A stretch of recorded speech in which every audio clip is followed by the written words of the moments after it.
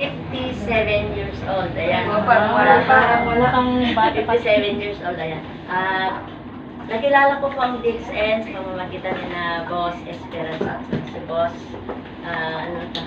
Boss Cristina. So, ayan, nung una, ayan talagang, nung una, hindi pa ako, oo, pumupunta sila sa amin, kaya lang, parang dead lang po, ayan. Nang buwan na ay, napakatuyatan nilang punta doon sa aking may pamangkin ka, ay may hipag kasi akong may sakit na cancer. Tapos doon sila pinakasama nila yun. And then kung naman na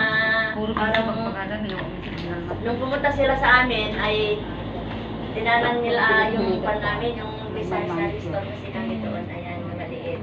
And then yun, pinaliwanag nila sa amin tungkol po dito sa DXN. And then, sa akin naman po, hindi po sa akin pang sarili ang pinano ko doon, kaya lang, yung kasi asawa ko, ang dami niyang mga sakit, ayan, mayroon siyang high blood, may kidney, may hindi makalakad, arthritis, ang dami.